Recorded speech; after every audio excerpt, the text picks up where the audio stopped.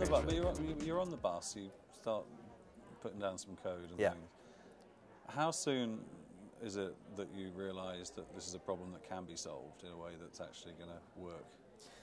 Well, I had tried a bunch of the different things out there, and they had a bunch of problems. So either, at the time there were all these storage services, but it was kind of segmented into, you had this thing to back up your stuff, and you had this website where you could upload your files and share them, and you had this other software that you could use to sync files between PCs. And to me, it was just really frustrating. Why should I have to use 5 different things to sort of solve one overarching problem? And I studied computer science, and I was an engineer. I've always. You were at MIT. I was at MIT, and I've just loved building things. And so there were a couple things that we did from an engineering standpoint. It was just the basic architecture that I think were a little bit different. And there were all these other programs also often had these bugs or couldn't support, sort of industrial strength. But as a software engineering challenge, you felt pretty clear pretty quickly. I was just irritated by all these little details. It was achievable. Yeah, absolutely. Yeah. And had you got that sort of entrepreneurial bent in your blood from an early age? Yeah. Was it something that was new? It's interesting. I always knew that I wanted to start a company even before I really knew what that was. And even in high school, maybe before that, I would work at startups, and so got an education pretty early on about how these things work. And so was this your first company, or? It wasn't. My first company was actually an online test prep company to help people prepare for college. Oh, right. And so doing what, basic it was cheat sheets for exams? Just the SAT, so the U.S. college entrance exam. Did you make any money with that? I did, yeah. It was a modest business, but we had happy paying customers, and it was a great kind of introduction to the world of starting companies.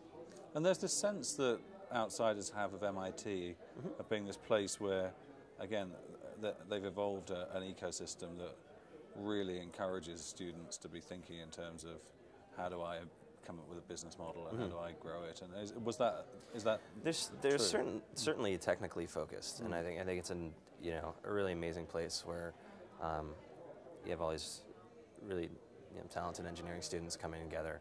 And I think more and more you're seeing the interest in startup. Even when I was there, there's definitely an entrepreneurial community. And was there a whole network of venture funds and angels and mentors and all the sorts of things that you need to get a business going? I think for us it was really, so I was a participant in those kinds of things at MIT. There's the Entrepreneurs Club and the MIT Enterprise Forum and other well-known things. But we also did Y Combinator, which is this really early stage kind of. And that's in Silicon Valley, isn't it? Now it's in Silicon Valley, but actually at the time it was split between Silicon Valley and Boston.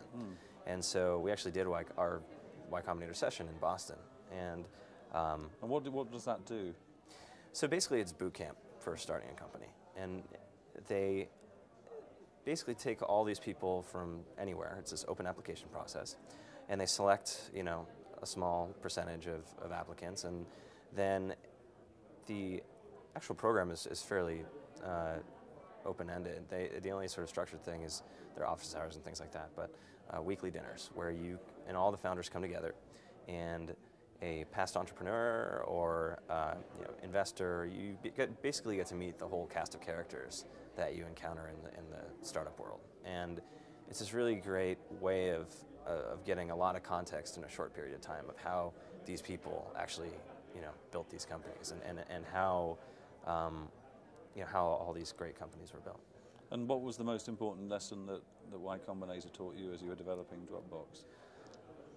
I think it's really, more than any one lesson, is just sort of drinking from a fire hose. Of just learning all of this information in a short period of time, and kind of it sort of gets you pointed in the right direction. And you get to avoid if I didn't have that